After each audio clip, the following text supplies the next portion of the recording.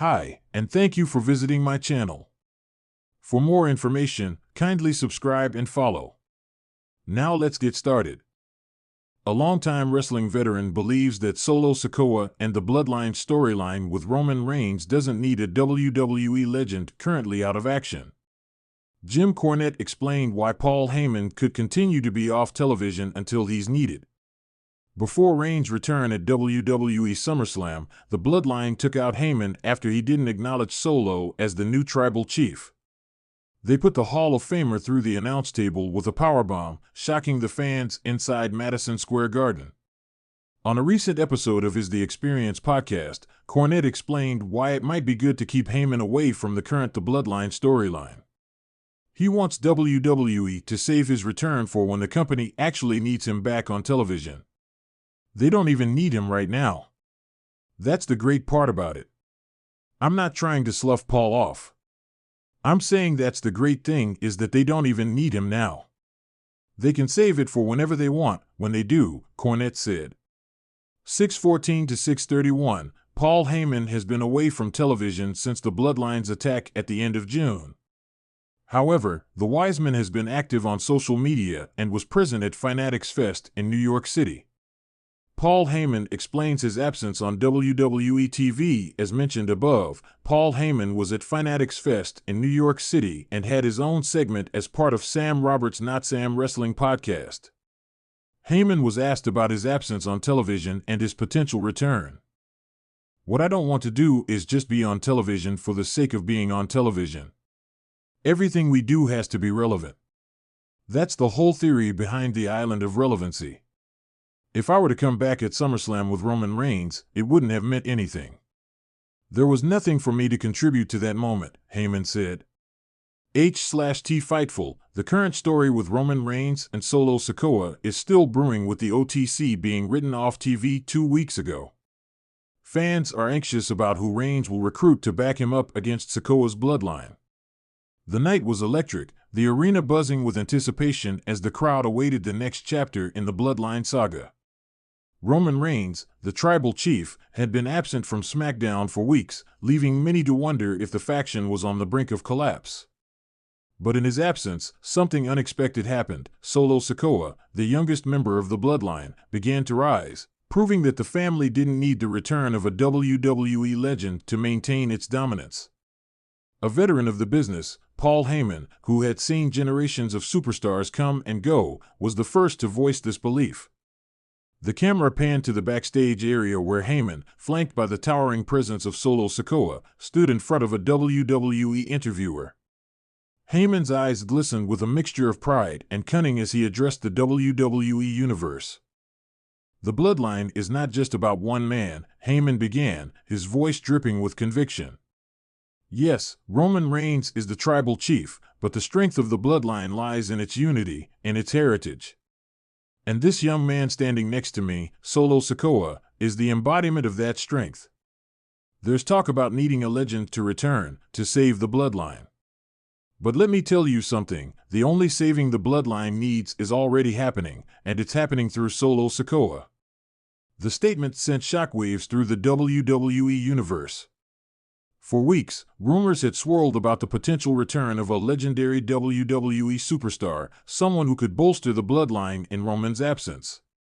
Names like The Rock and Rikishi were tossed around in fan discussions, with many believing that the family needed a heavy hitter to reclaim their dominance. But Heyman's words made it clear, Solo Sikoa was the future, and the Bloodline didn't need to look to the past to secure their legacy. A night of reckoning later that evening, Solo Sikoa was set to face off against a top WWE superstar, a match that would either solidify his place in the Bloodline or expose his weaknesses. The opponent? Drew McIntyre, a man who had been on a tear since returning to SmackDown and who had his sights set on taking down the Bloodline. As Solo made his way to the ring, the arena was filled with a chorus of mixed reactions. Some fans cheered for the young star, appreciating his gritty, no-nonsense style.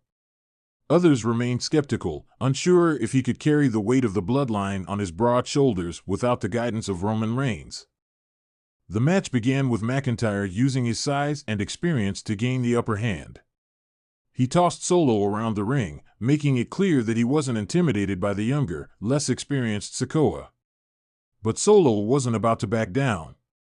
He had learned from the best, Roman, Jimmy, and Jay, about what it took to survive in the WWE. More importantly, he had something to prove, that he could carry the bloodline, even without a legendary figure to guide him. As the match progressed, Solo began to find his rhythm.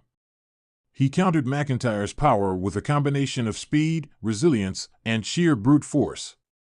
Every time McIntyre thought he had Solo down for good, the Samoan bulldozer would rise again, fueled by the pride of his heritage and the expectations of his family.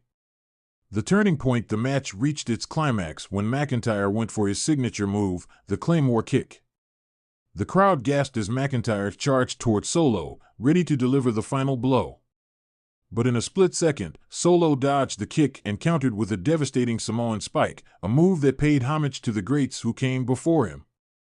McIntyre crumpled to the mat, and the referee's hand slapped the canvas for the 3 count. Solo had won. The arena erupted, the fans unable to deny the power and potential of the young star. As Solo stood victorious in the ring, his chest heaving with exertion, Paul Heyman joined him. The veteran manager raised Solo's hand high, a symbolic gesture that declared to the world the bloodline was still a force to be reckoned with, and it was Solo Sikoa who would lead them into the future. Backstage fallout. Backstage, the tension was palpable. Members of the WWE roster and management alike were buzzing about Solo's victory. Some were impressed, others wary. One thing was certain, Solo Sikoa had just proven himself as a legitimate threat in the WWE landscape. Even in the locker room, where the Usos watched the match unfold, there was a sense of pride mixed with caution. Jimmy and Jay had seen what Solo was capable of, but they also knew that the WWE was a place where alliances could shift in an instant. Would Solo's rise bring them closer together, or would it create new rifts within the bloodline? Paul Heyman, ever the strategist, was quick to address the concerns. In a meeting with the Usos and other key members of the bloodline, he reiterated his earlier statement. "We don't need to bring back a legend to validate the bloodline," Heyman said, his voice steady but commanding. "What we have right now is something far more powerful, a new generation that is hungry, that is ready to fight for its place." Solo proved tonight that he doesn't need a crutch. He doesn't need someone to hold his hand.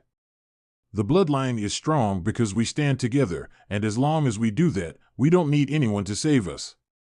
The road ahead as SmackDown went off the air, the WWE Universe was left with a new understanding of the bloodline's future. Roman Reigns would eventually return, but when he did, he would find a faction that had not only survived in his absence but had thrived.